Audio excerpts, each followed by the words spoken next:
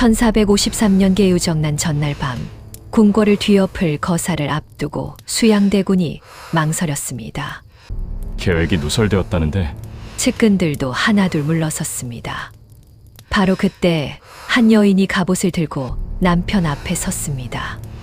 지금 물러서면 우리는 평생 남의 눈치를 보며 살아야 합니다. 그 한마디가 조선의 운명을 바꿨습니다. 그날 밤 수많은 충신들이 목숨을 잃었고 어린 조카 단종은 왕좌에서 끌어내려졌습니다. 피로 얼룩진 왕비의 자리, 그녀는 평생 그 죄책감을 안고 살아야 했습니다. 하지만 이 여인은 거기서 끝나지 않았습니다. 조선 역사상 처음으로 나라를 이끄는 철의 여인이 되었습니다. 한자도 읽지 못했지만 말입니다. 오늘 이야기 시작하기 전에 구독과 좋아요를 눌러주시옵소서. 그럼 이야기 올리겠나이다. 1428년 늦가을 충청도 홍주목 윤씨 집안에 긴장감이 감돌았습니다. 궁궐에서 상궁들이 내려왔기 때문입니다. 세종대왕의 둘째 아들 진양군의 배필감을 고르러 온 것이었습니다.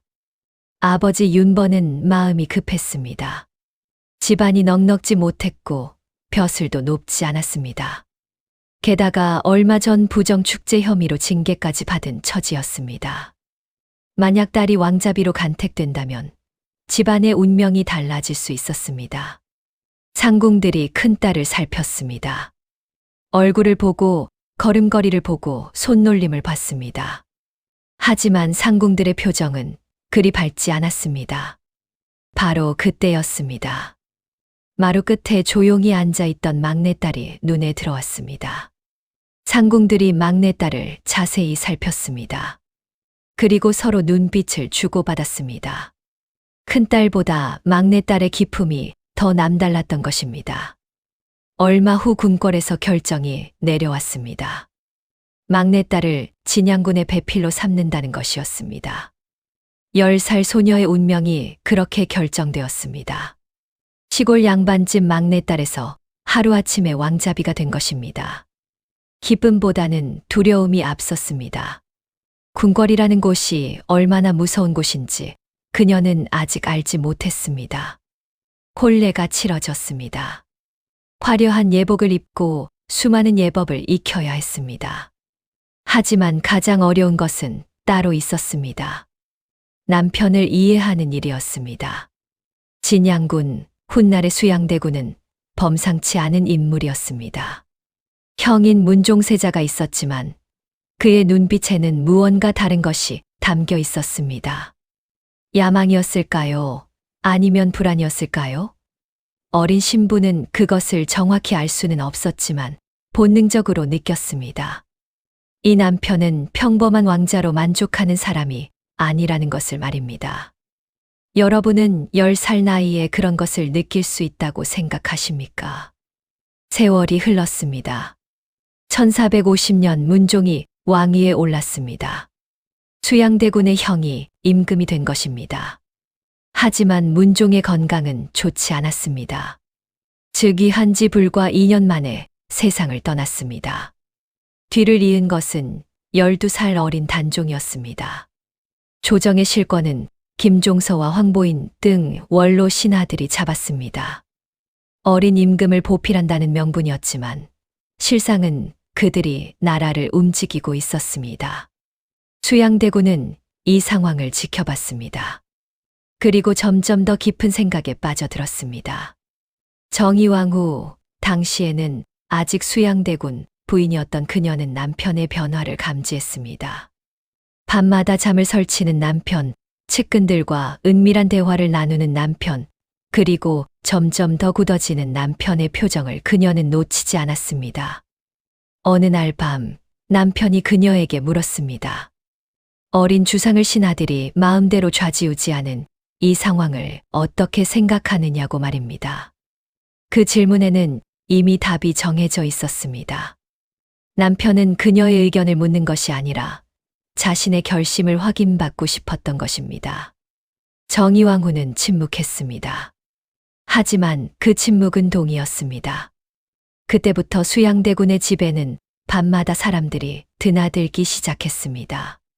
한명회, 권람, 홍달순 같은 측근들이었습니다. 그들은 은밀히 계획을 짰습니다. 김종서와 황보인을 제거하고 정권을 장악하는 것이었습니다. 정의왕후는 그 모든 것을 알고 있었습니다. 남편이 무슨 일을 꾸미는지, 그것이 얼마나 위험한 일인지, 그리고 실패하면 어떤 대가를 치러야 하는지 말입니다. 만약 실패한다면 역적으로 몰려 집안이 멸문지화를 당할 것이었습니다. 남편도 자신도 그리고 어린 자식들도 모두 목숨을 잃게 될 터였습니다. 밤마다 그녀는 두려웠습니다. 하지만 남편에게 그 두려움을 보일 수 없었습니다. 오히려 남편이 흔들리지 않도록 곁에서 지켜봐야 했습니다. 아내로서 그리고 정치적 동반자로서 말입니다. 여러분이라면 그 자리에서 어떤 선택을 하셨겠습니까? 남편을 말렸을까요? 아니면 함께 위험을 감수했을까요? 1453년 10월 10일, 거사 전날 밤이었습니다. 수양대군의 저택은 긴장감으로 가득했습니다. 내일 새벽 김종서의 집을 급습하기로 되어 있었습니다. 모든 준비는 끝났습니다. 하지만 바로 그때 최악의 소문이 퍼졌습니다. 김종서 측에서 이미 눈치를 챘다는 것이었습니다. 소문의 출처는 불분명했습니다. 하지만 소문만으로도 충분히 위험했습니다. 만약 정말로 김종서가 알고 있다면 거사는 실패로 끝날 것이 뻔했습니다. 아니, 실패를 넘어서 역으로 당할 수도 있었습니다. 수양대군의 얼굴이 창백해졌습니다. 지금까지 그토록 준비했던 모든 것이 물거품이 될 수도 있는 순간이었습니다. 측근들도 하나둘 불안해하기 시작했습니다. 며칠 더 기다려보자는 의견과 이미 소문이 돌았으니 더 기다릴수록 위험하다는 의견이 맞섰습니다. 누구도 확신을 갖지 못했습니다. 수양대군은 방 안을 서성였습니다. 결정을 내려야 했지만 그 결정이 너무나 무거웠습니다. 앞으로 나아가면 죽음일 수도 있고 물러서도 죽음일 수도 있었습니다. 바로 그때였습니다. 방문이 열리고 정의왕후가 들어왔습니다. 그녀의 손에는 남편의 갑옷이 들려 있었습니다. 그녀는 한마디도 하지 않았습니다. 다만 조용히 남편 앞에 무릎을 꿇고 갑옷을 펼쳐 보였습니다. 수양대군이 그녀를 바라봤습니다. 아내의 눈빛에는 두려움도 있었지만 그보다 더 강한 무언가가 있었습니다. 결의였습니다. 이제는 물러설 수 없다는, 함께 가겠다는 결이었습니다. 정의왕후가 조용히 말했습니다. 지금 물러서면 평생 남의 눈치를 보며 살아야 한다고. 하지만 지금 나아가면 이 나라의 주인이 될 수 있다고 말입니다. 그 한마디였습니다. 수양대군의 눈빛이 변했습니다. 망설임이 사라지고 결단이 그 자리를 차지했습니다. 정의왕후는 손수 남편에게 갑옷을 입혔습니다. 그리고 허리띠를 단단히 매주었습니다. 측근들도 그 광경을 지켜봤습니다. 한 여인의 용기가 모두에게 전해졌습니다. 그 중에서도 한명회는 눈빛이 달랐습니다. 이 거사가 성공하면 자신의 시대가 올 것임을 알고 있었습니다. 야심도 컸지만 수양대군에 대한 충성심도 진실했습니다. 더 이상 누구도 물러서자는 말을 하지 않았습니다. 그날 밤 정의왕후는 혼자 처소에 앉아 있었습니다. 남편과 측근들은 거사를 준비하러 나갔습니다. 그녀는 기도했습니다. 부처님께, 하늘께, 조상님께 빌었습니다. 남편이 무사히 돌아오기를, 그리고 이 위험한 도박이 성공하기를 말입니다. 하지만 동시에 그녀는 알고 있었습니다. 내일 아침이 되면 수많은 사람들이 목숨을 잃을 것이라는 것을, 그리고 그 피의 대가는 평생 자신들이 짊어져야 한다는 것을 말입니다. 촛불이 흔들렸습니다. 그녀의 그림자도 함께 흔들렸습니다. 긴 밤이었습니다. 새벽이 밝아왔습니다. 개유정난이 시작되었습니다. 김종서가 집에서 살해당했고 황보인도 제거되었습니다. 단종을 지키려던 신하들이 하나둘 쓰러졌습니다. 조선의 역사가 피로 쓰이는 순간이었습니다. 소식이 전해졌습니다. 거사가 성공했다는 것이었습니다. 정의왕후는 안도의 한숨을 내쉬었습니다. 하지만 동시에 가슴 한편이 무거웠습니다. 이제 돌아갈 수 없는 강을 건넌 것입니다. 앞으로 그녀가 걸어갈 길은 영광과 고통이 뒤섞인 험난한 여정이 될 터였습니다. 그날 이후 수양대군의 권력은 날로 커졌습니다. 그리고 2년 후인 1455년 마침내 조카 단종을 폐위하고 왕위에 올랐습니다. 세조였습니다.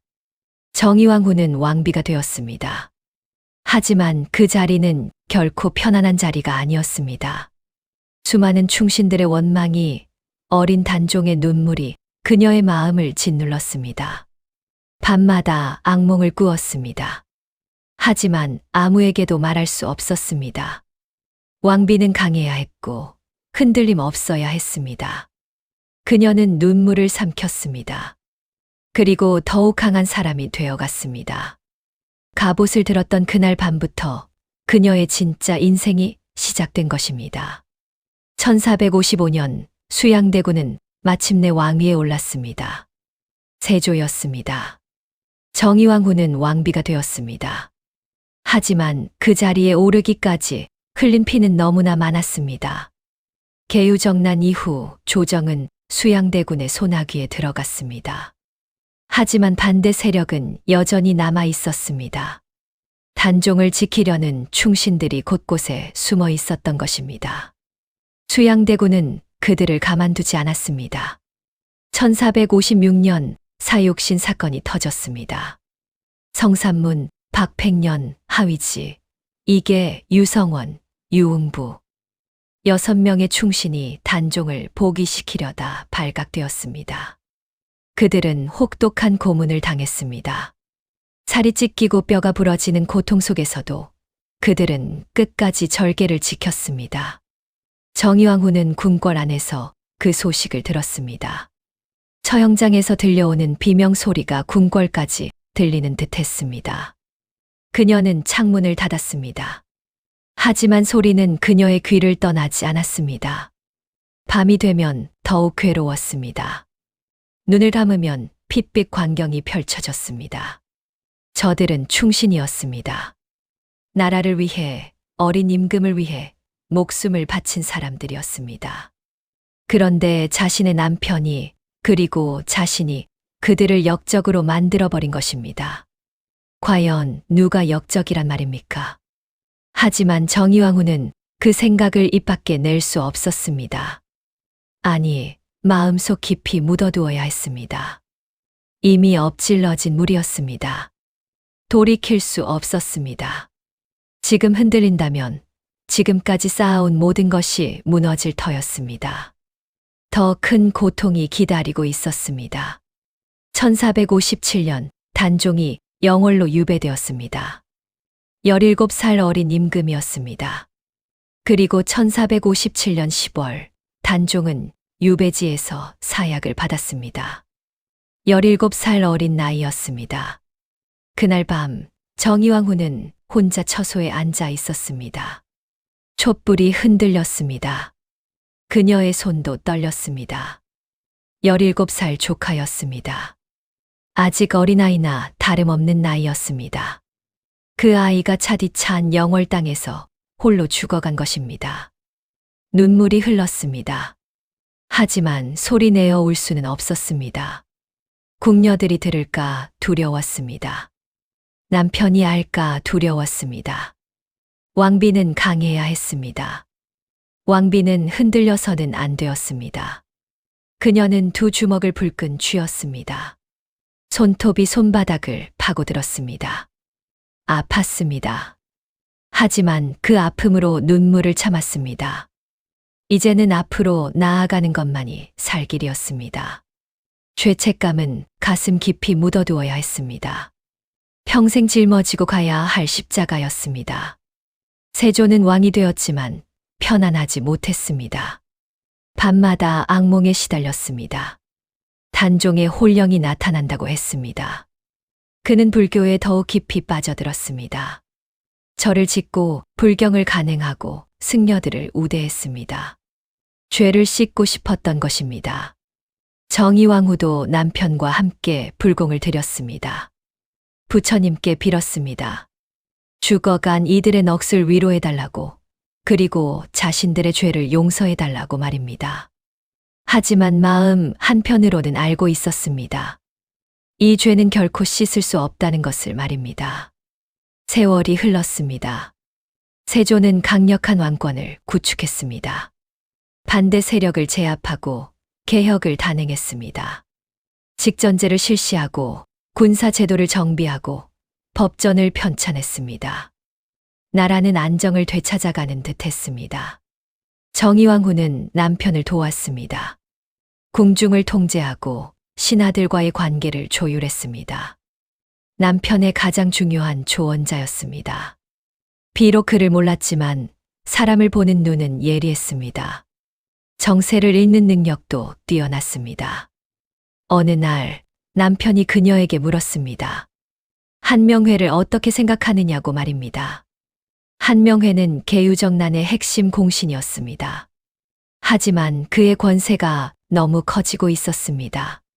신하들 중에는 그를 견제해야 한다는 의견도 나왔습니다. 정의왕후는 신중하게 대답했습니다. 한명회는 능력 있는 신하이니 잘 활용해야 한다고, 하지만 지나치게 의지해서도 안 된다고 말입니다. 균형을 잡아야 한다는 것이었습니다. 세조는 고개를 끄덕였습니다. 아내의 조언이 옳았습니다. 하지만 정의왕후의 속마음은 복잡했습니다. 한명회 없이는 계유정난이 성공하지 못했을 것입니다. 그는 충성스러운 신하였습니다. 하지만 동시에 그는 권력욕이 강한 사람이기도 했습니다. 언젠가는 문제가 될 수도 있었습니다. 그렇게 조심스럽게 한 걸음씩 나아갔습니다. 정의왕후는 왕비로서의 역할을 충실히 해냈습니다. 궁중 살림을 꾸려나가고 며느리들을 교육하고 제사를 주관했습니다. 하지만 그것만이 아니었습니다. 정치에도 깊이 관여했습니다. 세조가 신하들과 회의를 할 때 정의왕후는 말 뒤에서 듣곤 했습니다. 물론 직접 나서지는 않았습니다. 하지만 회의가 끝난 후 남편과 단둘이 있을 때 자신의 의견을 말했습니다. 세조는 아내의 말을 귀담아 들었습니다. 신하들도 점차 알게 되었습니다. 왕비가 단순한 내명부의 수장이 아니라는 것을 말입니다. 그녀는 세조의 정치적 동반자였습니다. 그녀의 한마디가 때로는 정책을 바꾸기도 했습니다. 하지만 정의왕후는 조심스러웠습니다. 절대 전면에 나서지 않았습니다. 항상 남편의 그림자로 남았습니다. 여자가 정치에 나선다는 것은 당시로서는 금기였습니다. 자칫하면 비난받을 수 있었습니다. 1468년 세조가 병이 들었습니다. 피부병이었습니다. 온몸에 종기가 생겨 고통스러워했습니다. 궁중의 모든 의원이 동원되었지만 나아지지 않았습니다. 세조는 점점 쇠약해졌습니다. 정의왕후는 밤낮으로 남편을 간호했습니다. 약을 다리고 상처를 씻기고 곁을 지켰습니다. 그때 한명회가 찾아왔습니다. 세조의 최측근이었던 그는 앞으로의 권력 공백을 걱정했습니다. 그는 정의왕후에게 조심스럽게 말했습니다. 전하승하 후에도 왕실을 지켜야 한다고, 자신은 끝까지 충성하겠다고 말입니다. 정의왕후는 그 말을 들으며 생각했습니다. 한명회는 능력 있는 신하지만 동시에 자신의 자리를 지키려는 야심도 큰 사람이라는 것을 말입니다. 1468년 9월 세조가 승하했습니다. 제위 13년이었습니다. 정의왕후는 왕대비가 되었습니다. 50살의 나이였습니다. 이제 그녀는 혼자였습니다. 함께 피로 얼룩진 길을 걸어온 남편이 떠났습니다. 장례를 치르는 동안 정의왕후는 눈물 한 방울 흘리지 않았습니다. 사람들은 차갑다고 수군거렸습니다. 하지만 그녀는 알고 있었습니다. 지금은 눈물 흘릴 때가 아니라는 것을 말입니다. 아들 예종이 안정적으로 왕위에 오를 때까지 그녀는 강해야 했습니다. 예종이 즉위했습니다. 20살의 젊은 왕이었습니다. 착실하고 성실했지만 아버지 세조만큼 카리스마가 있지는 않았습니다. 정의왕후는 아들을 지켜봤습니다. 그리고 뒤에서 조용히 도왔습니다. 하지만 마음 한편으로는 불안했습니다. 과연 이 왕조가 얼마나 갈 수 있을까요? 피로 세운 왕조는 피로 무너지는 법이 아닐까요? 그녀는 밤마다 부처님께 빌었습니다. 아들이 그리고 이 나라가 평안하기를 말입니다. 하지만 하늘은 그녀의 기도를 들어주지 않았습니다. 예종이 즉위한 지 불과 1년, 운명은 또 다시 정의왕후에게 시련을 안겨줄 터였습니다. 그녀가 진짜 권력의 정점에 서게 되는 순간이 다가오고 있었습니다. 1469년 11월 경복궁에 비상이 걸렸습니다. 예종이 갑자기 쓰러진 것입니다. 즉위한 지 불과 14개월 만의 일이었습니다. 20살의 젊은 나이였습니다. 궁중 의원들이 급히 달려왔습니다. 온갖 약을 썼지만 소용이 없었습니다. 예종의 상태는 점점 악화되었습니다. 정의왕후는 아들의 침전을 지켰습니다. 손을 꽉 잡고 깨어나기를 빌었습니다. 하지만 기적은 일어나지 않았습니다. 11월 28일 예종이 숨을 거두었습니다. 재위 1년 2개월이었습니다. 정의왕후는 아들의 손을 놓지 못했습니다. 차가워진 손이었습니다. 남편 세조를 떠나보낸 지 1년 만이었습니다. 이제 아들마저 잃었습니다. 51살 여인에게 세상은 너무나 가혹했습니다. 하지만 슬퍼할 시간조차 없었습니다. 더 큰 문제가 기다리고 있었기 때문입니다. 후계자 문제였습니다. 예종에게는 아들이 있었습니다. 제한대군이었습니다. 하지만 나이가 겨우 3살이었습니다. 법적으로는 제한대군이 왕위를 이어받아야 했습니다. 하지만 3살 어린아이가 왕이 된다면 어떻게 되겠습니까? 조선 역사를 돌이켜보면 답은 명확했습니다. 단종이 12살에 즉위했을 때 무슨 일이 벌어졌습니까? 김종서와 황보인 같은 신하들이 실권을 장악했습니다. 그리고 결국 수양대군이 정변을 일으켰습니다. 3살 어린아이라면 상황은 더 심각했습니다. 또 다른 김종서가 나타날 것이 뻔했습니다. 또 다른 권신이 권력을 휘두를 것이 뻔했습니다. 그리고 또 다시 피바람이 불 수도 있었습니다. 정의왕후는 그날 밤 잠을 이루지 못했습니다. 머릿속이 복잡했습니다. 제한대군을 왕으로 세워야 할까요? 아니면 다른 방법을 찾아야 할까요? 이것은 단순한 문제가 아니었습니다. 법을 따르면 제한대군이 당연했습니다. 하지만 나라의 안위를 생각하면 다른 선택이 필요했습니다. 원칙과 현실 사이에서 그녀는 흔들렸습니다. 새벽이 밝았습니다. 정의왕후는 결단을 내렸습니다. 한명회를 은밀히 불렀습니다. 한명회는 세조 때부터 막강한 권력을 휘둘러온 권신이었습니다. 계유정난의 핵심 공신이기도 했습니다. 그와 상의하지 않고는 어떤 결정도 내릴 수 없었습니다. 두 사람은 깊은 밤까지 대화를 나눴습니다. 한명회도 같은 생각이었습니다. 3살 어린아이로는 안 된다는 것이었습니다. 그렇다면 누구를 세워야 할까요? 답은 의외로 가까운 곳에 있었습니다. 세조의 둘째 아들 의경세자, 그러니까 덕종의 아들들이었습니다. 덕종은 이미 1457년에 세상을 떠났지만 두 아들을 남겨두었습니다. 장남 월산대군과 차남 자을산군이었습니다. 서열로 보면 월산대군이 먼저였습니다. 하지만 정의왕후는 차남 자을산군을 생각했습니다. 나이는 13살이었습니다. 3살보다는 훨씬 나았습니다. 그런데 왜 장남이 아니라 차남이었을까요?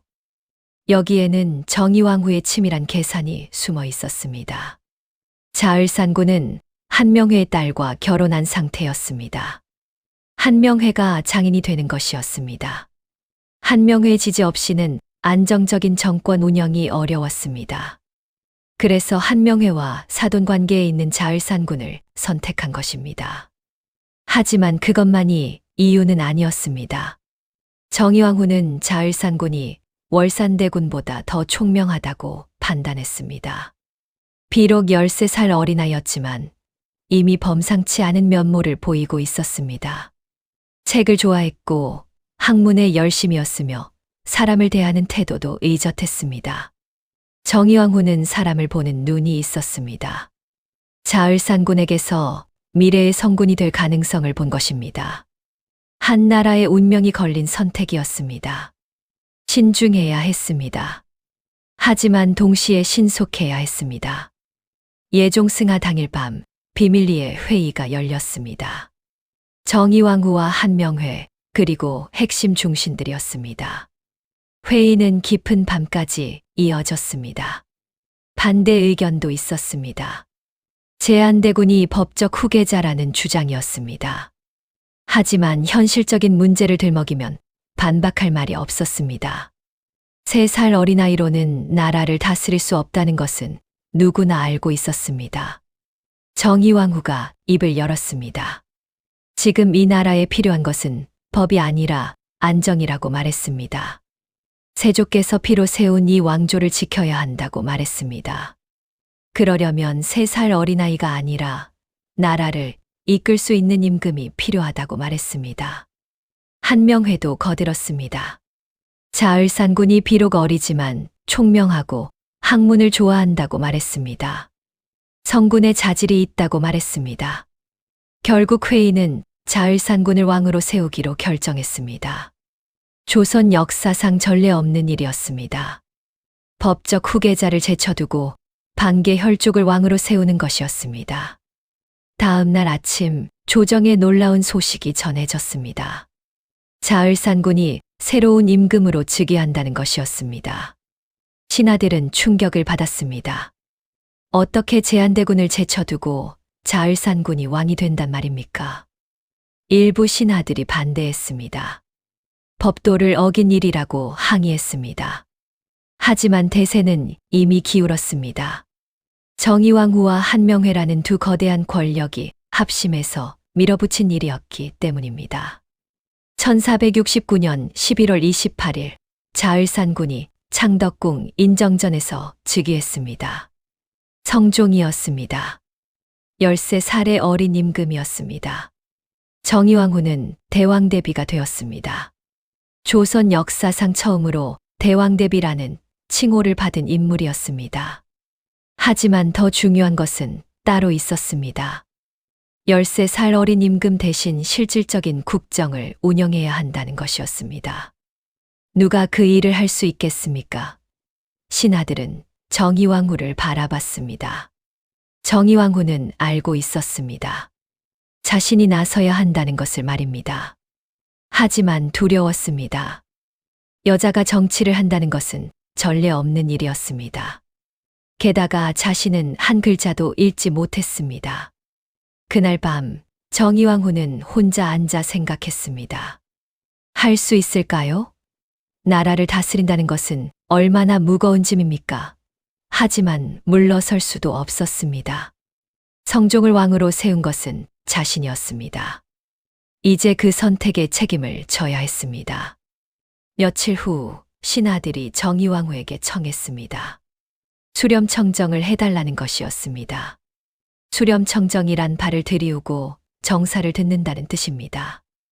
어린 임금이 신하들과 직접 마주 앉아 정사를 논하기에는 아직 부족하니 왕실의 어른이 발 뒤에서 지켜보며 조언을 하는 제도였습니다.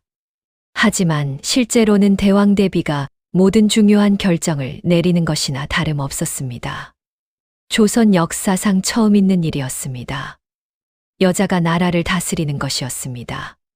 정의왕후는 고민했습니다. 받아들여야 할까요? 거부해야 할까요?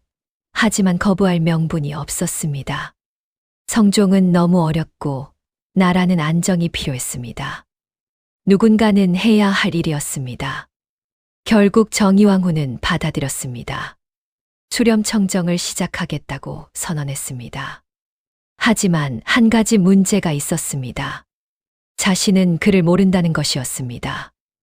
어떻게 한문으로 된 문서를 읽고 신하들과 소통할 수 있겠습니까? 정의왕후는 며느리를 생각했습니다. 소해왕후, 그러니까 인수대비였습니다. 인수대비는 당시 여성으로서는 드물게 한문에 능통했습니다. 유교 경전은 물론 불경까지 읽을 줄 아는 학식 높은 여인이었습니다. 정의왕후가 인수대비를 불렀습니다. 그리고 조용히 말했습니다. 함께 이 나라를 이끌어보자고. 자신은 정치적 결정을 내릴 테니 며느리는 실무를 맡아달라고 말했습니다. 인수대비는 망설였습니다. 자신이 과연 그런 중책을 감당할 수 있을까요? 하지만 시어머니의 눈빛을 보았습니다. 단호했습니다. 그리고 간절했습니다. 인수대비는 고개를 끄덕였습니다. 그렇게 조선 역사상 전례 없는 정치 체제가 탄생했습니다. 여왕과 부여왕이 공존하는 것이었습니다. 정의왕후는 최종 결정권을 가졌고 인수대비는 실무를 담당했습니다. 두 여인이 손잡고 조선을 이끌어가기 시작한 것입니다. 1469년 12월 수렴청정이 공식적으로 시작되었습니다. 매일 아침 신하들이 발 앞에 모였습니다. 발 뒤에는 정의왕후와 인수대비가 앉아 있었습니다. 신하들은 국정을 보고했고 두 여인은 결정을 내렸습니다. 처음에는 어색했습니다. 신하들도 정의왕후도 인수대비도 모두 익숙하지 않았습니다. 하지만 시간이 지나면서 점차 안정을 찾아갔습니다. 정의왕후의 판단력은 예리했고 인수대비의 실무 능력은 탁월했습니다. 신하들도 점차 인정하기 시작했습니다. 비록 여자이지만 나라를 다스리는 능력이 있다는 것을 말입니다. 어쩌면 남자 못지않은, 아니 어떤 면에서는 남자보다 더 뛰어난 능력이 있다는 것을 말입니다. 정의왕후의 시대가 시작된 것입니다. 글 모르는 여인이 나라를 다스리는 놀라운 시대가 열렸습니다. 과연 그녀는 이 중책을 감당해낼 수 있을까요? 앞으로 어떤 시련이 기다리고 있을까요? 수렴청정이 시작되었습니다. 정의왕후는 매일 아침 발 뒤에 앉아 국정을 들었습니다. 하지만 첫날부터 난관에 부딪혔습니다. 신하들이 올린 문서가 모두 한문이었기 때문입니다. 정의왕후는 한글은 어느 정도 알았지만 한문은 전혀 몰랐습니다. 당시 모든 공문서는 한문으로 작성되었습니다.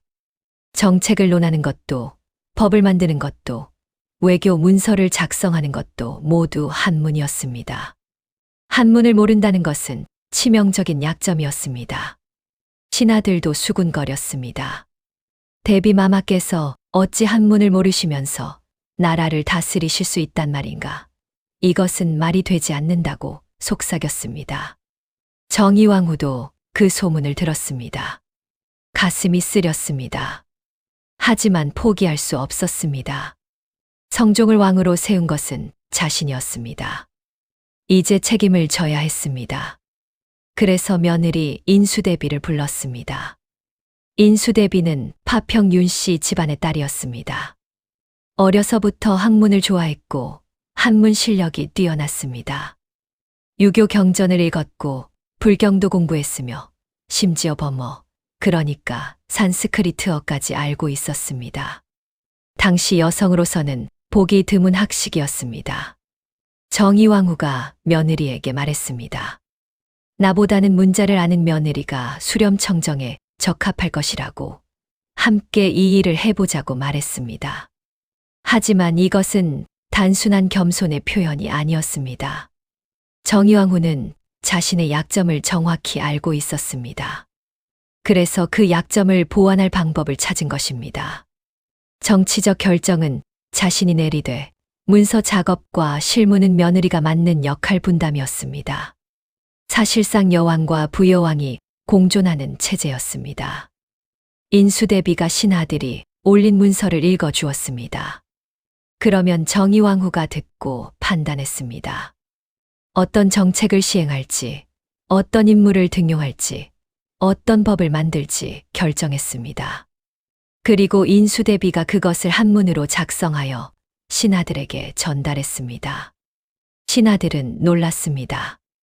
그를 모르면서도 정치를 할 수 있다는 것이 신기했습니다. 더 놀라운 것은 정의왕후의 판단력이었습니다. 문서를 직접 읽지는 못했지만 내용을 듣고 핵심을 파악하는 능력은 탁월했습니다. 사람을 보는 눈도 예리했습니다. 신하들이 무슨 생각을 하는지, 누가 충성스럽고 누가 야심이 있는지 금방 알아차렸습니다. 정세를 읽는 능력도 뛰어났습니다. 어떤 정책이 백성에게 도움이 되고 어떤 정책이 혼란을 일으킬지 본능적으로 알았습니다.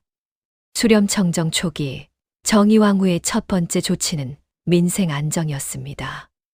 호패법을 폐지한 것입니다. 호패법은 모든 백성이 호패라는 신분증을 가지고 다녀야 하는 제도였습니다. 세조 때 만들어진 제도였지만 백성들에게는 큰 부담이었습니다. 호패를 만드는데 돈이 들었고 늘 몸에 지니고 다녀야 했습니다. 잃어버리면 벌을 받았습니다. 백성들의 불만이 컸지만 세조 때는 감히 말을 꺼내지 못했습니다. 정의왕후는 과감하게 폐지했습니다. 대신 양잠을 장려하는 정책을 폈습니다. 백성들에게 뽕나무를 심게 하고 누에를 치게 했습니다. 비단을 생산하여 생계에 도움이 되게 한 것입니다. 여성 특유의 섬세함으로 백성들의 실생활에 도움이 되는 정책을 우선시했습니다. 신하들은 정의왕후의 결정을 지켜봤습니다. 호패법 폐지에 반대하는 목소리도 있었습니다. 하지만 정의왕후는 단호했습니다. 백성이 편해야 나라가 안정된다고 말했습니다.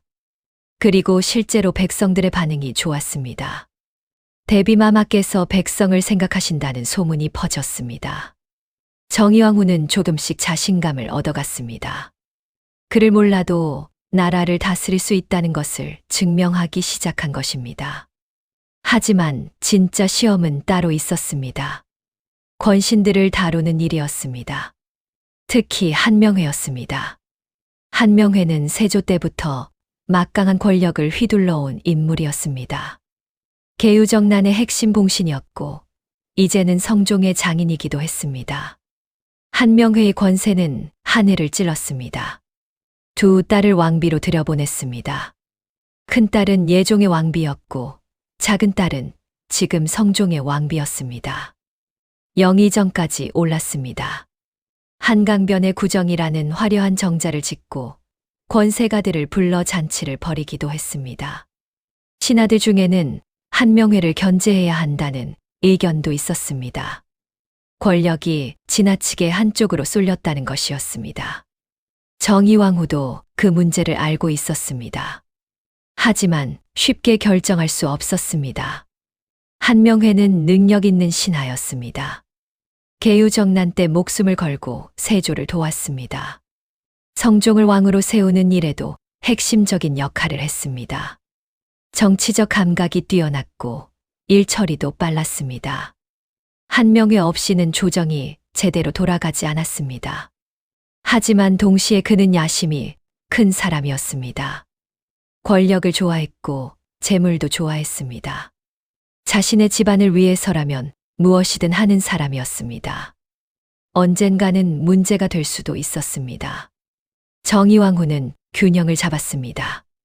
한명회를 제압하기보다는 적절히 견제하면서도 협력했습니다.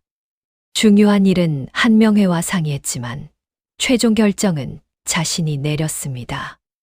그리고 다른 신하들도 적절히 기용하여 한명회 혼자 권력을 독점하지 못하게 했습니다. 한명회도 정의왕후를 함부로 대하지 못했습니다. 비록 성종의 장인이었지만 대왕 대비의 권위는 그보다 높았습니다. 정의왕후는 때로는 부드럽게, 때로는 단호하게 한명회를 다루었습니다. 어느 날 한명회가 자신의 친척을 높은 관직에 앉히려 했습니다. 정의왕후는 거절했습니다. 능력이 부족한 사람을 요직에 앉힐 수 없다고 말했습니다. 한명회는 불만스러웠지만 물러설 수밖에 없었습니다. 또 어느 날은 한명회의 의견을 받아들였습니다. 변방 수비를 강화하자는 제안이었습니다. 정의왕후는 그 의견이 옳다고 판단했습니다. 한명회는 만족했습니다. 이렇게 당근과 채찍을 적절히 사용하며 균형을 잡아갔습니다. 수렴청정 3년째인 1472년 정의왕후는 중대한 결정을 내렸습니다. 며느리 인수대비의 위차를 왕대비인 안순왕후보다 위에 두기로 한 것입니다. 이것은 파격적인 조치였습니다. 안순왕후는 예종의 정비였습니다. 법적으로는 인수대비보다 서열이 높았습니다. 하지만 정의왕후는 현실을 봤습니다. 인수대비는 현 임금성종의 어머니였습니다. 그리고 수렴청정의 실질적 파트너였습니다. 정의왕후가 신하들에게 말했습니다. 인수대비는 주상의 어머니이고 수렴청정을 함께하는 동반자라고, 따라서 그 지위를 높이는 것이 마땅하다고 말했습니다. 일부 신하들이 반대했지만 정의왕후는 밀어붙였습니다. 이 결정을 통해 정의왕후는 자신의 정치적 감각을 보여주었습니다. 법보다는 현실을 중시했고 원칙보다는 실용을 택했습니다. 나라를 안정적으로 운영하는 것이 무엇보다 중요했기 때문입니다. 시간이 흐를수록 정의왕후의 수렴청정은 안정을 찾아갔습니다. 처음에는 어색하고 서툴렀지만 점차 능숙해졌습니다. 신하들도 익숙해졌습니다. 여자가 나라를 다스린다는 것이 더 이상 이상하지 않았습니다. 정의왕후의 리더십에는 몇 가지 특징이 있었습니다. 첫째는 과단성이었습니다. 중요한 순간마다 망설이지 않고 결단을 내렸습니다. 둘째는 균형 감각이었습니다. 어느 한쪽으로 치우치지 않고 여러 세력 간의 균형을 유지했습니다. 셋째는 인재 활용 능력이었습니다. 자신의 약점을 인정하고 능력 있는 사람들을 적재적소에 배치했습니다. 며느리 인수대비를 파트너로 삼은 것이 대표적이었습니다. 넷째는 원칙을 지키는 자세였습니다. 특히 친정 가문인 파평윤 씨를 특별히 편들지 않았습니다. 당시 대부분의 권력자들은 자신의 친정이나 외척을 우대했습니다. 하지만 정의왕후는 달랐습니다. 공과 사를 명확히 구분했습니다. 이런 모습들이 신하들의 신뢰를 얻었습니다. 비록 그를 몰랐지만 나라를 다스리는 능력은 충분했습니다. 어쩌면 그를 아는 많은 남자 정치인들보다 더 뛰어났는지도 모릅니다. 성종도 점차 성장했습니다. 할머니와 어머니의 가르침을 받으며 왕으로서의 자질을 키워갔습니다. 학문에 열심이었고 정사에도 관심이 많았습니다. 정의왕후는 손자의 성장을 지켜보며 흐뭇했습니다. 하지만 마음 한편으로는 복잡했습니다. 성종이 성장할수록 자신이 물러나야 할 때가 가까워진다는 것을 의미했기 때문입니다. 과연 그때가 오면 자신은 권력을 내려놓을 수 있을까요? 7년 동안 나라를 이끌어온 권력을 쉽게 포기할 수 있을까요? 1474년 수렴청정 5년째였습니다. 정의왕후는 이제 익숙해졌습니다. 매일 아침발 뒤에 앉아 국정을 듣고 결정을 내리고 나라를 이끌어가는 일에 말입니다. 하지만 그해 예상치 못한 일이 벌어졌습니다. 한명회의 딸이자 성종의 첫 번째 왕비였던 공혜왕후가 세상을 떠난 것입니다. 후사도 없이 21살의 젊은 나이에 갑자기 승하했습니다. 궁궐은 슬픔에 잠겼습니다. 하지만 정의왕후는 다른 것을 생각하고 있었습니다. 이것은 정치 지형의 변화를 의미했습니다. 한명회의 권력 기반이 약해진 것입니다. 딸이 왕비였기 때문에 그의 영향력이 컸는데 이제 그 연결고리가 끊어진 것입니다. 한명회도 타격을 받았습니다. 딸을 잃은 슬픔도 컸지만 정치적 입지가 약해진 것도 걱정이었습니다. 그는 조심스러워졌습니다. 예전처럼 당당하게 자신의 의견을 주장하지 못했습니다. 정의왕후는 이 기회를 놓치지 않았습니다. 한명회를 더욱 견제하기 시작했습니다. 다른 신하들을 더 많이 등용했습니다. 한명회 혼자 조정을 좌지우지하던 시대는 끝나가고 있었습니다. 하지만 동시에 새로운 문제가 생겼습니다. 성종의 새로운 왕비를 간택해야 했기 때문입니다. 정의왕후는 신중했습니다. 이번에는 한명회 같은 권신의 딸을 택하고 싶지 않았습니다. 권력이 한쪽으로 쏠리는 것을 원하지 않았기 때문입니다. 여러 후보가 올라왔습니다. 정의왕후는 하나하나 살폈습니다. 집안 배경도 보고 성품도 알아봤습니다. 그리고 마침내 한 여인을 선택했습니다. 윤호의 딸이었습니다. 훗날 패비 윤씨로 불리게 될 인물이었습니다. 윤씨 집안은 명문가였지만 한명회만큼 권세가 막강하지는 않았습니다. 정의왕후는 이것이 적당하다고 판단했습니다. 하지만 이 선택은 훗날 큰 파란을 일으키게 됩니다. 1474년 윤씨가 왕비로 책봉되었습니다. 성종은 19이었습니다. 정의왕후는 손자의 혼례를 지켜보며 금웃했습니다. 하지만 마음 한편으로는 씁쓸했습니다. 성종이 장성할수록 자신이 물러나야 할 날이 가까워진다는 것을 의미했기 때문입니다. 수렴청정 6년째인 1475년 성종은 20살이 되었습니다. 더 이상 어린아이가 아니었습니다. 학문도 깊어졌고 정사를 이해하는 능력도 생겼습니다. 신하들 중에서도 이제는 성종이 직접 나라를 다스려야 한다는 의견이 나오기 시작했습니다. 정의왕후는 그 말을 들었습니다. 가슴이 복잡했습니다. 물론 성종이 성장한 것은 기쁜 일이었습니다. 하지만 동시에 권력을 내려놓아야 한다는 것을 의미했습니다. 7년 동안 조선의 실질적 최고 권력자로 지내온 그녀에게 평범한 대왕 대비로 돌아간다는 것은 쉬운 일이 아니었습니다. 밤마다 혼자 앉아 생각했습니다. 과연 자신은 권력을 내려놓을 수 있을까요? 7년 동안 나라의 모든 것을 결정해왔습니다. 신하들을 만나고 정책을 정하고 백성의 삶을 좌우했습니다. 그 무게가, 그 긴장감이, 그리고 그 성취감이 이제는 익숙해졌습니다. 하지만 동시에 피로했습니다. 7년이란 세월이 결코 짧지 않았습니다. 매일 아침 일찍 일어나 국정을 듣고 밤늦도록 고민하고 한순간도 긴장을 늦출 수 없었습니다. 한 번의 잘못된 판단이 나라 전체를 흔들 수 있었기 때문입니다. 외로웠습니다. 남편 세조는 이미 오래전에 세상을 떠났습니다. 아들 예종도 떠났습니다. 곁에는 며느리 인수대비가 있었지만 그녀 역시 동료이지 친구는 아니었습니다. 권력의 정점에 있을수록 진심을 나눌 사람은 없었습니다. 때로는 모든 것을 내려놓고 싶었습니다. 평범한 할머니로 살고 싶었습니다. 손자를 바라보며 웃고 불공을 드리고 조용히 여생을 보내고 싶었습니다. 하지만 그럴 수 없었습니다. 아직 성종이 완전히 준비되지 않았다고 생각했습니다. 아니, 정말로 성종이 준비되지 않았을까요? 아니면 자신이 권력을 놓기 싫은 것은 아닐까요? 정의왕후는 스스로에게 물었습니다. 하지만 답을 내리기 어려웠습니다.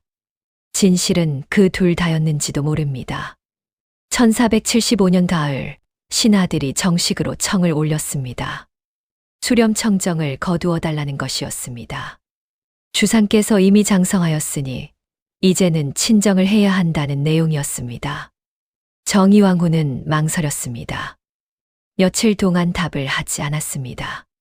신하들은 기다렸습니다. 궁궐에는 긴장감이 흘렀습니다. 대왕 대비께서 과연 권력을 내려놓으실까요? 한명회는 오히려 반대했습니다. 대비마마께서 물러나시면 자신들이 불안하다고 말했습니다. 대비마마의 지혜가 필요하다고 간청했습니다. 하지만 이것은 진심이 아니었습니다. 한명회는 정의왕후가 있어야 자신의 입지도 안정된다고 계산한 것입니다. 성종은 복잡한 심정이었습니다. 할머니의 가르침에 감사했습니다. 하지만 동시에 독립하고 싶었습니다. 이제는 스스로 나라를 다스리고 싶었습니다. 자신의 능력을 증명하고 싶었습니다. 며칠이 지났습니다. 정의왕후는 마침내 결심했습니다. 내려놓기로 한 것입니다. 이것은 쉽지 않은 결정이었습니다. 하지만 옳은 결정이었습니다. 1476년 정월, 정의왕후는 정창손에게 언문 편지를 보냈습니다. 한문을 모르는 그녀는 한글로 편지를 썼습니다. 내용은 간단했습니다.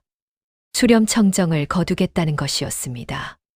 편지에는 이렇게 쓰여 있었습니다. 내가 본래 지식이 없는데도 대신들이 굳이 청하고 주상께서 나이가 어렸기 때문에 마지못해 청정을 했다고. 이제 주상께서 나이가 장성하고 학문도 성취되어 모든 정무를 판결하는데 적당하다고. 더구나 밖에는 정승과 육조 대관이 있으니 이제 물러나겠다고 말입니다. 신하들은 놀랐습니다.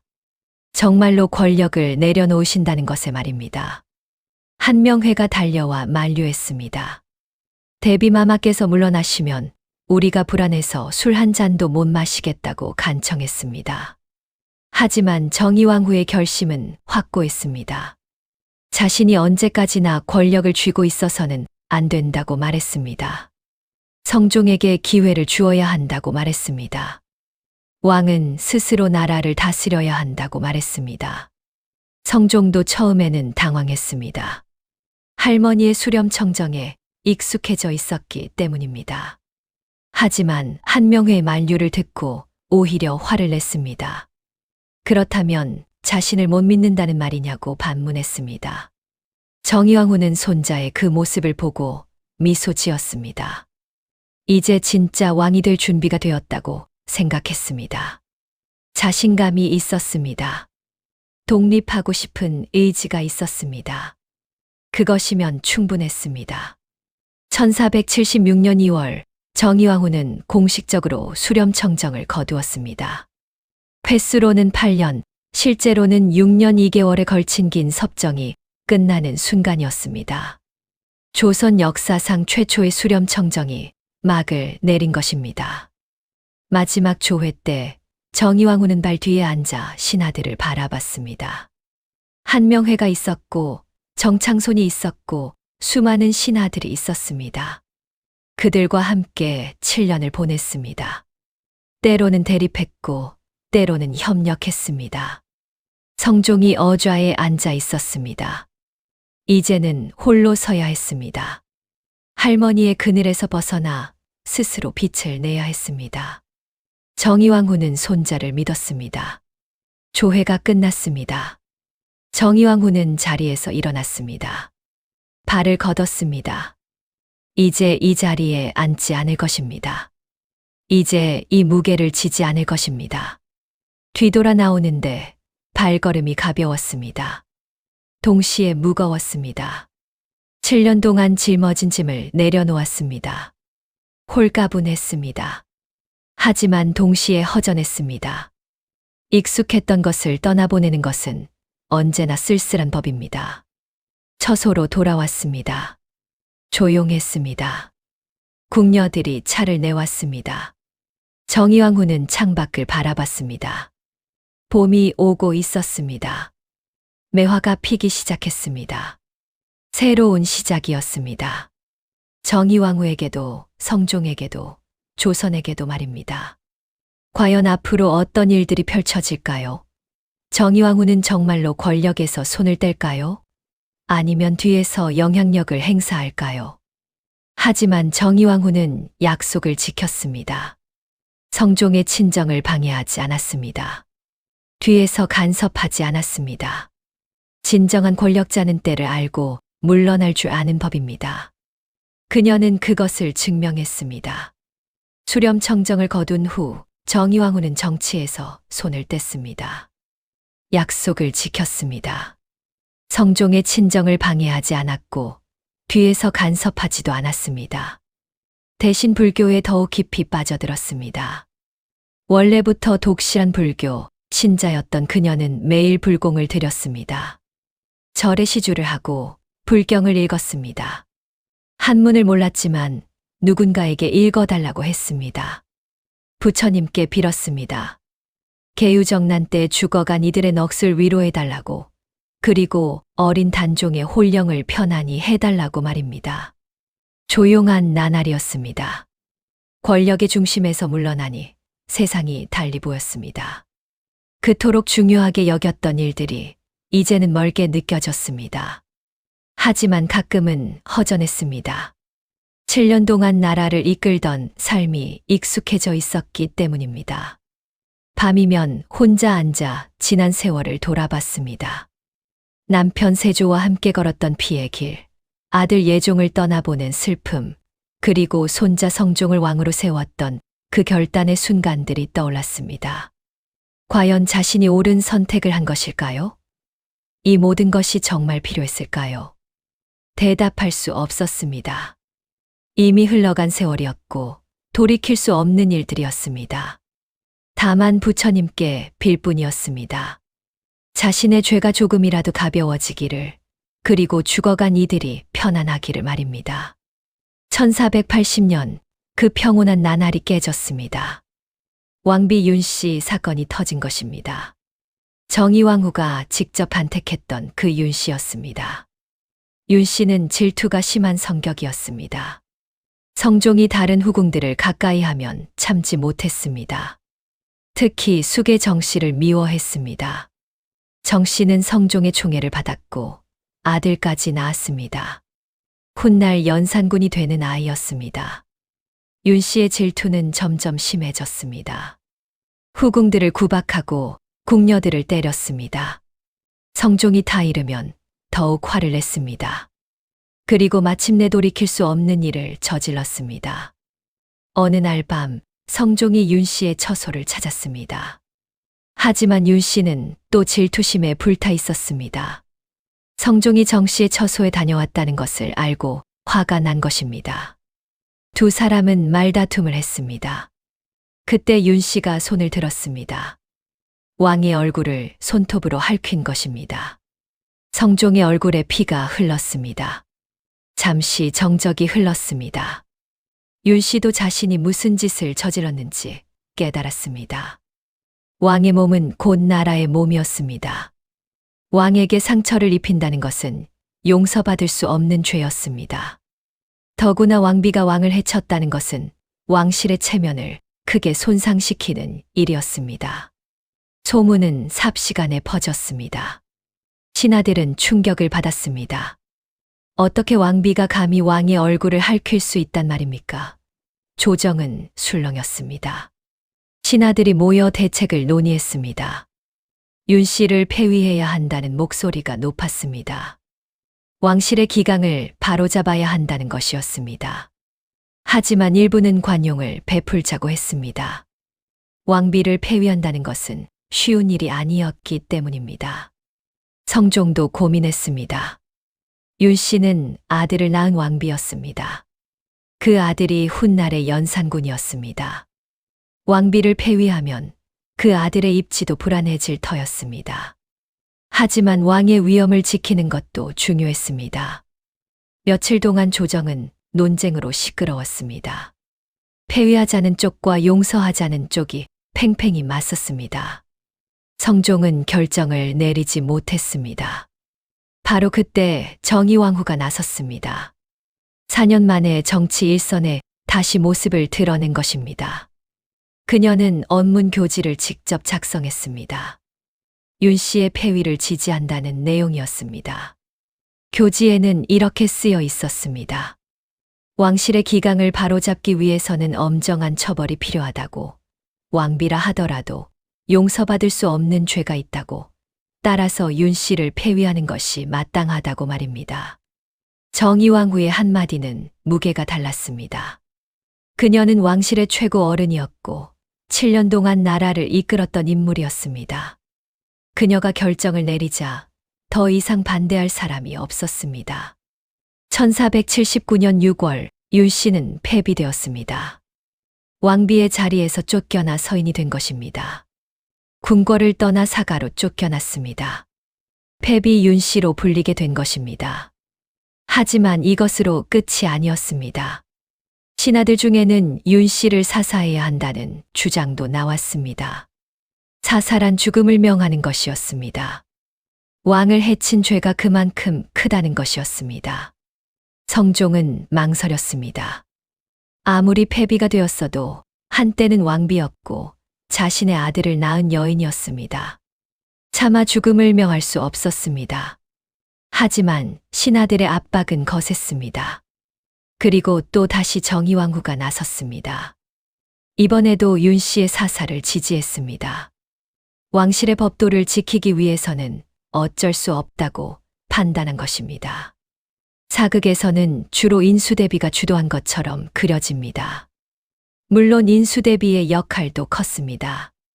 하지만 실제로는 정의왕후의 의지가 더 컸습니다. 그녀는 왕실의 어른으로서 질서를 바로잡아야 한다고 생각했습니다. 1482년 8월 폐비 윤 씨는 사약을 받았습니다. 28의 젊은 나이였습니다. 자신이 낳은 아들 연사는 겨우 7살이었습니다. 어린 아들은 어머니를 잃었습니다. 정의왕후는 이 결정을 내리면서도 마음이 편치 않았습니다. 윤 씨를 왕비로 간택한 것은 자신이었습니다. 그런데 그 여인을 폐위하고 죽음으로 몰고 간 것도 자신이었습니다.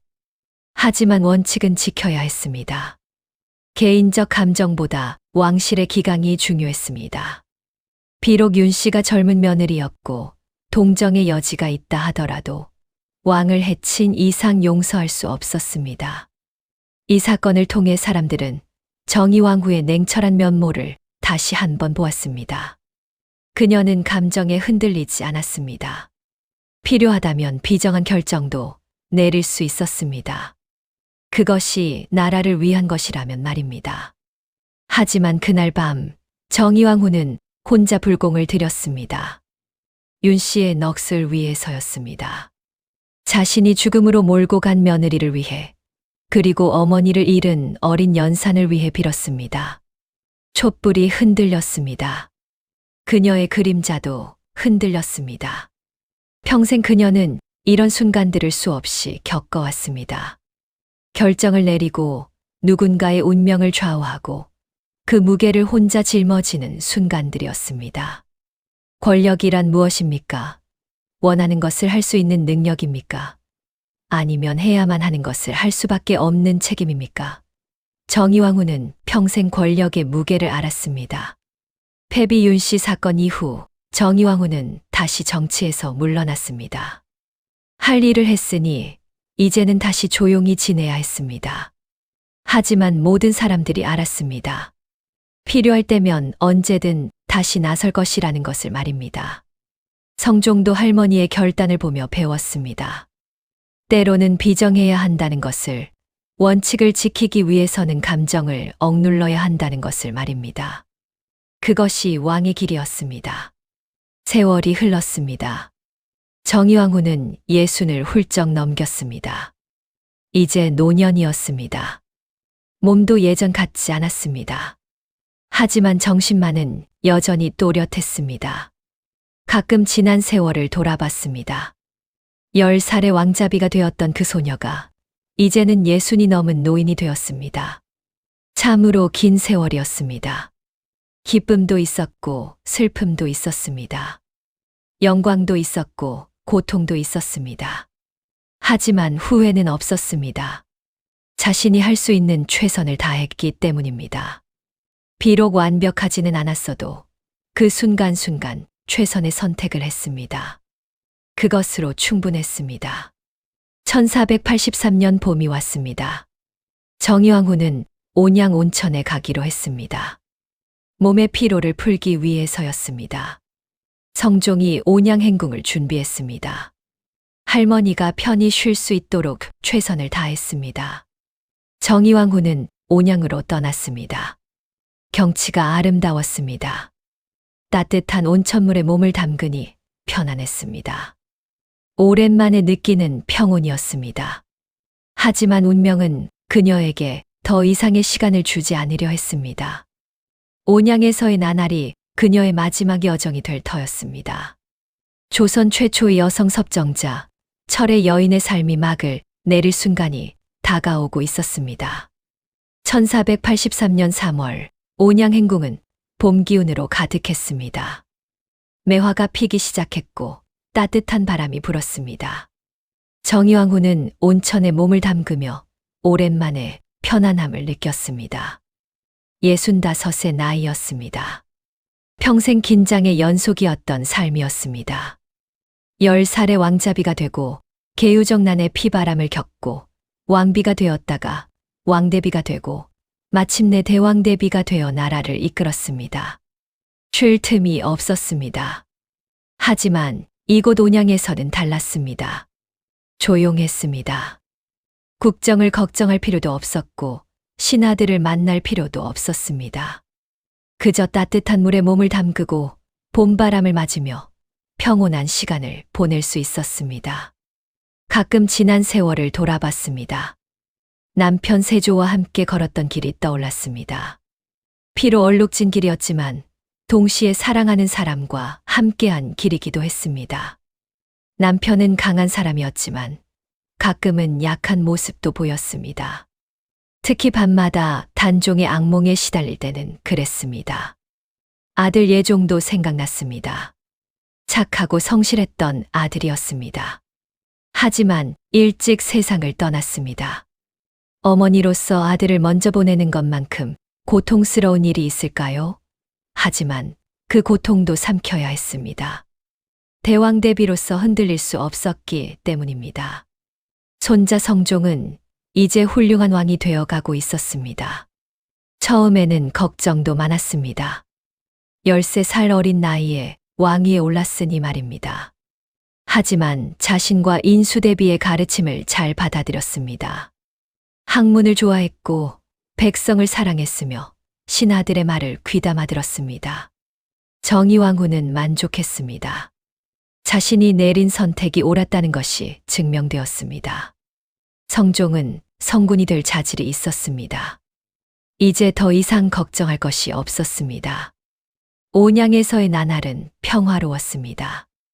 아침에 일어나 불공을 드리고 온천에 몸을 담그고 책을 읽어달라고 하거나 궁녀들과 이야기를 나누며 시간을 보냈습니다. 권력의 중심에서 벗어나니 세상이 다르게 보였습니다. 하지만 3월 중순 날씨가 갑자기 추워졌습니다. 봄추위였습니다. 정의왕후는 온천욕을 하던 중 몸이 으스르스했습니다. 감기 기운이 느껴졌습니다. 처음에는 가볍게 생각했습니다. 감기쯤이야 며칠 쉬면 나을 것이라고 여겼습니다. 하지만 65 노구에게 감기는 결코 가벼운 병이 아니었습니다. 열이 올랐습니다. 기침이 나왔습니다. 몸이 무거웠습니다. 궁녀들이 걱정하며 의원을 불렀습니다. 의원이 진맥을 하고 약을 지었습니다. 하지만 차도가 없었습니다. 며칠이 지나도 증세는 나아지지 않았습니다. 오히려 악화되었습니다. 열이 더 높아졌고 기침도 심해졌습니다. 식사도 제대로 하지 못했습니다. 궁녀들은 급히 한양의 성종에게 소식을 전했습니다. 성종은 크게 놀랐습니다. 즉시 최고의 의원들을 온양으로 보냈습니다. 그리고 자신도 온양으로 내려가려 했습니다. 하지만 신하들이 만류했습니다. 왕이 함부로 궁을 떠날 수 없다는 것이었습니다. 성종은 애가 탔습니다. 어려서부터 할머니의 사랑을 받고 자랐습니다. 할머니가 없었다면 자신은 왕이 되지 못했을 것입니다. 은혜가 산보다 높았습니다. 그런 할머니가 위독하다니 곁에 있어 드려야 하는 것이 아닐까요? 온양행궁에서는 최고의 의원들이 밤낮으로 정의왕후를 돌봤습니다. 온갖 약을 썼습니다. 하지만 노환의 감기까지 겹치니 차도가 없었습니다. 정의왕후의 의식도 점점 흐려졌습니다. 3월 29일 정의왕후는 잠깐 정신이 들었습니다. 주변을 둘러봤습니다. 궁녀들이 눈물을 흘리며 곁을 지키고 있었습니다. 그녀는 알았습니다. 이제 시간이 얼마 남지 않았다는 것을 말입니다. 두려웠을까요? 아니, 오히려 평온했습니다. 65해를 살았습니다. 파란만장한 삶이었지만 최선을 다한 삶이었습니다. 이제 쉴 때가 된 것입니다. 성종을 보고 싶었습니다. 마지막으로 손자의 얼굴을 보고 싶었습니다. 하지만 한양은 멀었습니다. 시간이 없었습니다. 정의왕후는 궁녀에게 말했습니다. 주상께 전하라고, 나라를 잘 다스리라고, 백성을 사랑하라고, 그리고 왕실의 기강을 바로 세우라고 말씀드리라고 했습니다. 남편 세조가 떠올랐습니다. 곧 만나게 될 것입니다. 함께 광릉에 묻히기로 되어 있었습니다. 오랜만이었습니다. 얼마나 보고 싶었는지 모릅니다. 이제 곧 재회할 수 있을 것입니다. 아들 예종도 보겠지요. 먼저 간 아들을 저승에서 만나면 무슨 말을 해야 할까요? 미안하다고, 어머니가 지켜주지 못해서 일찍 떠나게 했다고 말해야 할까요? 그리고 단종도 있을 것입니다. 어린 조카를 죽음으로 몰고 간 죄, 그 죄를 어떻게 씻을 수 있을까요? 사육신들도 있을 것입니다. 계유정난 때 죽어간 수많은 충신들도 있을 것입니다. 그들 앞에서 무슨 말을 할 수 있을까요? 정의왕후는 눈을 감았습니다. 평생 지고 살았던 죄책감이었습니다. 이제 그 무게를 내려놓을 때가 되었습니다. 부처님께서 자비를 베푸시길, 그래서 저승에서라도 용서받을 수 있기를 빌었습니다. 3월 30일 새벽 정의왕후는 조용히 숨을 거두었습니다. 온양행궁에서였습니다. 65의 생애였습니다.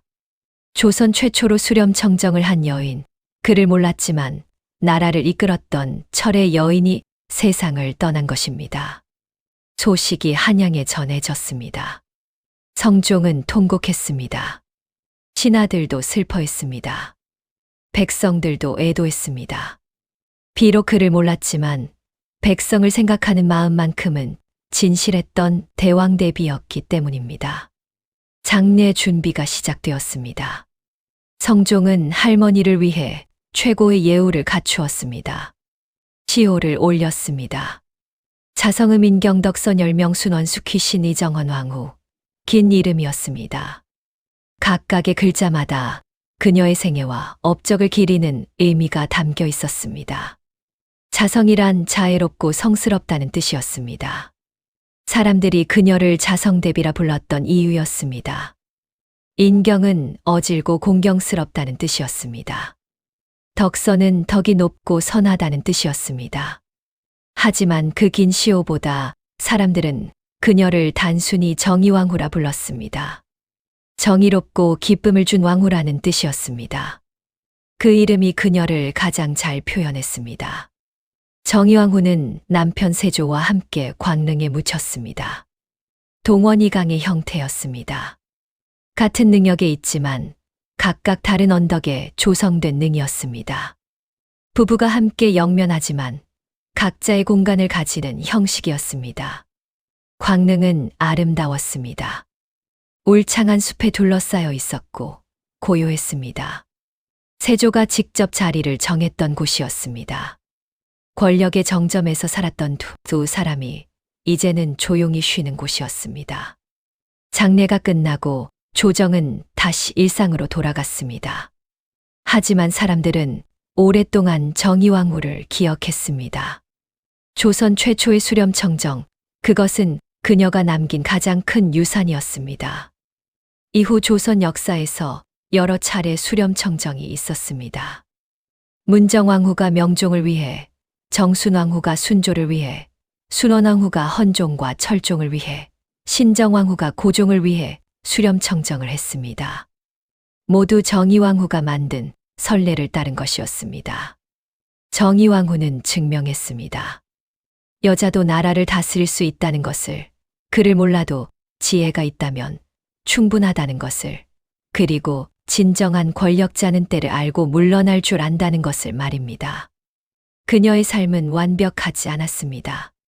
피로 얼룩진 부분도 있었고 비정한 결정도 있었습니다. 하지만 그 모든 순간에 그녀는 최선을 다했습니다. 개인의 욕심보다는 나라를 생각했고 감정보다는 원칙을 우선시했습니다. 광릉의 봄은 고요했습니다. 매년 봄이 오면 매화가 피고 여름이 오면 녹음이 우거지고 가을이 오면 단풍이 들고 겨울이 오면 눈이 내렸습니다. 세월은 그렇게 흘러갔습니다. 하지만 정의왕후가 남긴 것은 사라지지 않았습니다. 수렴청정이라는 제도, 여성도 정치에 참여할 수 있다는 가능성, 그리고 권력은 나라를 위해 쓰여야 한다는 가르침이었습니다. 600년이 지난 지금도 우리는 정의왕후를 기억합니다. 조선 최초의 여성 섭정자, 글 모르는 철의 여인, 그리고 평생 책임을 다한 진정한 리더로 말입니다. 정의왕후가 세상을 떠난 후 조선은 계속 나아갔습니다. 성종은 할머니의 가르침을 가슴에 새기며 나라를 다스렸습니다. 학문을 장려하고 법전을 정비하고 백성을 돌봤습니다. 조선 최고의 성군 중 한 명으로 기억되는 임금이 되었습니다. 성종이 그렇게 훌륭한 왕이 될 수 있었던 것은 정의왕후 덕분이었습니다. 13살 어린 나이에 왕위에 올랐을 때 할머니가 곁에서 지켜주고 가르쳐 주었습니다. 7년 동안의 수렴청정은 성종에게는 최고의 교육 기간이었습니다. 정의왕후가 보여준 것은 권력을 어떻게 사용해야 하는가였습니다. 권력은 개인의 영달을 위한 것이 아니라 나라와 백성을 위한 것이라는 가르침이었습니다. 성종은 그것을 평생 잊지 않았습니다. 하지만 정의왕후의 선택에는 아쉬운 점도 있었습니다. 패비 윤 씨를 사사한 것이었습니다. 그 결정은 왕실의 기강을 바로 세우기 위한 것이었지만 동시에 큰 후유증을 남겼습니다. 패비 윤 씨의 아들 연사는 어머니를 잃고 자랐습니다. 8살 어린 나이에 어머니가 사약을 받는 것을 지켜봤습니다. 그 상처는 평생 아물지 않았습니다. 훗날 연산군이 왕이 되었을 때 그 상처는 폭발했습니다. 연산군은 어머니의 죽음에 관여한 사람들을 모두 찾아내 처벌했습니다. 갑자사화와 무오사화라는 피바람이 일었습니다. 수많은 신하들이 목숨을 잃었습니다. 조선 역사상 가장 포악한 왕으로 기록되었습니다. 만약 정의왕후가 패비 윤 씨를 죽이지 않고 살려두었다면 어땠을까요? 역사는 달라졌을까요? 아무도 알 수 없습니다. 하지만 한 가지는 분명합니다. 정의왕후의 그 결정이 훗날 조선에 큰 상처를 남겼다는 것입니다. 정의왕후도 그것을 예상했을까요? 아마도 몰랐을 것입니다. 그녀는 당장의 문제를 해결하는 데 집중했습니다. 왕실의 기강을 바로 세우는 것, 그것이 가장 중요했습니다. 하지만 그 선택이 50년 후에 어떤 결과를 가져올지는 알 수 없었습니다. 권력자의 결정이란 이런 것입니다.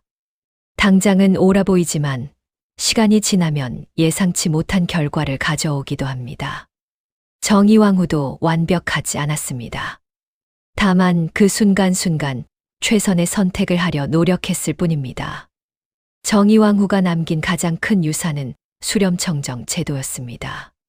조선 역사상 처음으로 여성이 공식적으로 국정을 이끈 것이었습니다.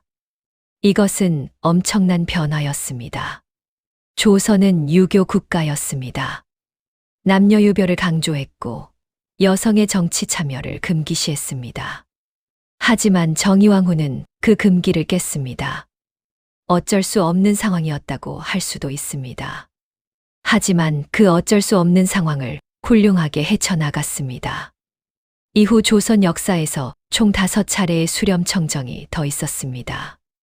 문정왕후는 명종을 위해 9년간, 인순왕후는 경종을 위해 잠시, 정순왕후는 순조를 위해 3년간, 순원왕후는 헌종과 철종을 위해 총 11년간, 신정왕후는 철종과 고종을 위해 총 12년간 수렴청정을 했습니다. 모두 정의왕후가 만든 선례를 따른 것이었습니다. 여성도 나라를 다스릴 수 있다는 것, 정의왕후가 그것을 증명했기 때문에 가능한 일이었습니다. 하지만 후대의 수렴청정들은 정의왕후만큼 성공적이지 못했습니다. 특히 문정왕후의 수렴청정은 논란이 많았습니다. 권력을 사사로이 사용했고 불교를 지나치게 편애했으며 외척 세력이 커지는 것을 막지 못했습니다. 19세기에는 수렴청정이 세도 정치의 도구로 변질되기도 했습니다. 왕실의 어른이라는 이름으로 권력을 휘두르지만 실제로는 외척 가문의 이익을 챙기는 경우가 많았습니다. 이것은 정의왕후의 원래 취지와는 거리가 먼 것이었습니다. 정의왕후는 친정 가문인 파평 윤씨를 특별히 편들지 않았습니다. 공과 사를 명확히 구분했습니다. 나라의 이익이 개인이나 가문의 이익보다 앞섰습니다. 하지만 후대의 수렴청정자들은 그렇지 못한 경우가 많았습니다. 그래서 정의왕후의 수렴청정은 더욱 빛이 납니다. 최초였을 뿐만 아니라 가장 성공적이었습니다. 그를 몰랐지만 나라를 안정시켰고 권력을 가졌지만 남용하지 않았으며 때를 알고 물러났습니다. 현재 정의왕후의 무덤인 광릉은 유네스코 세계문화유산으로 지정되어 있습니다. 조선 왕릉의 전형을 보여주는 대표적인 사례로 인정받은 것입니다. 남편 세조와 함께 묻혀있는 이곳에는 해마다 많은 사람들이 찾아옵니다. 그곳에 서면 600년 전 그 여인의 삶이 떠오릅니다. 10살의 왕자비가 되고 계유정난의 피바람을 겪고 왕비가 되었다가 대왕대비가 되어 나라를 이끌었던 여인 말입니다. 정의왕후의 이야기는 우리에게 많은 것을 생각하게 합니다. 권력이란 무엇일까요? 명예란 무엇일까요? 성공이란 무엇일까요? 그리고 인생에서 정말 중요한 것은 무엇일까요? 정의왕후는 권력의 정점에 있었지만 행복했을까요? 아마도 복잡했을 것입니다. 성취감도 있었지만 고통도 많았습니다. 영광도 있었지만 죄책감도 무겁게 짊어져야 했습니다. 계유정난 때 죽어간 사람들, 어린 단종의 비극, 패비 윤씨의 죽음, 그 모든 것이 그녀의 삶에 그림자를 드리웠습니다. 평생 그 무게를 지고 살았습니다. 밤마다 불공을 들인 것도 그 때문이었습니다. 하지만 동시에 그녀는 자신의 역할을 다했습니다. 성종을 훌륭한 왕으로 키워냈고 나라를 안정시켰으며 여성도 정치에 참여할 수 있다는 가능성을 보여주었습니다. 그것은 분명 의미 있는 일이었습니다. 정의왕후의 삶에서 우리가 배울 수 있는 것은 무엇일까요? 첫째는 자신의 약점을 인정하는 용기입니다. 그녀는 그를 모른다는 사실을 숨기지 않았습니다. 대신 그것을 보완할 방법을 찾았습니다. 며느리 인수대비와의 협력이 그것이었습니다. 둘째는 책임감입니다. 성종을 왕으로 세운 것은 자신의 선택이었습니다. 그래서 끝까지 책임을 졌습니다. 7년 동안 수렴청정을 하며 나라를 안정시켰습니다. 셋째는 원칙을 지키는 자세입니다. 개인적 감정보다는 공공의 이익을 우선시했습니다. 친정 가문을 편들지 않았고 필요하다면 비정한 결정도 내렸습니다. 넷째는 때를 아는 지혜입니다. 성종이 장성하자 과감히 권력을 내려놓았습니다. 7년 동안 익숙해진 권력이었지만 미련 없이 물러났습니다. 진정한 리더는 때를 알고 물러날 줄 안다는 것을 보여주었습니다. 오늘날에도 정의왕후의 이야기는 여전히 의미가 있습니다. 여성 리더십, 책임감 있는 권력 행사, 그리고 공공선을 추구하는 자세 등은 현대 사회에도 필요한 가치들입니다. 정의왕후는 완벽하지 않았습니다. 실수도 했고 아쉬운 선택도 했습니다. 하지만 그럼에도 불구하고 그녀는 최선을 다했습니다. 주어진 상황에서 할 수 있는 최선을 했습니다. 그것이 우리가 그녀를 기억하는 이유입니다. 600년이 지난 지금도 광릉의 봄은 여전히 아름답습니다. 매화가 피고 새들이 노래합니다. 그곳에 잠든 철의 여인은 이제 모든 무게를 내려놓고 편히 쉬고 있습니다. 하지만 그녀가 남긴 교훈은 여전히 살아 숨쉽니다. 권력은 나라를 위해 쓰여야 한다는 것, 여성도 훌륭한 리더가 될 수 있다는 것, 그리고 진정한 리더는 책임을 다하고 때를 알고 물러날 줄 안다는 것 말입니다. 정의왕후, 조선 최초의 여성 섭정자, 글 모르는 철의 여인, 그녀의 이야기는 이렇게 막을 내립니다. 여러분의 마음 속에 어떤 감동이 남았는지 궁금합니다. 구독과 좋아요 잊지 말아 주시고 다음에도 더 흥미진진한 역사 이야기로 찾아뵙겠습니다.